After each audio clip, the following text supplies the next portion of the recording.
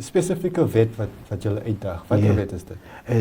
They call it Substance Abuse Act of Dependency Producing Substance and Rehabilitation Center Act 41 of 1971. 1971. Imagine.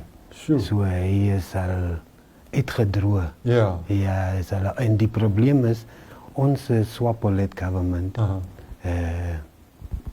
Hulle is champions van democratie, hulle is champions van mensenrechten. Ja. So ek weet nie wat hang hulle nog aan in die ou apartheid law nie. Ja. Want hulle het geen, en hy was een van hulle se pleas, Ja. dat hulle het geen zeggenskap oor die wet nie.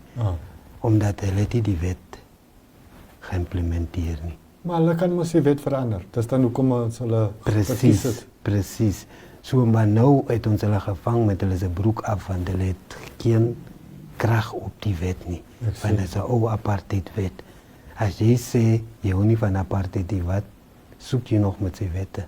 Wanneer sal die saak voortgaan? Die saak is uitgestel vir full bench. Okay. Vir die 2de Julie. 2de Julie. Ja, 2de Julie.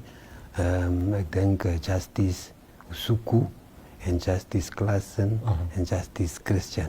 Okay. En ek is bly dat dat hulle vir 'n full bench gegaan het, ja, van die ernstigheid van die saak.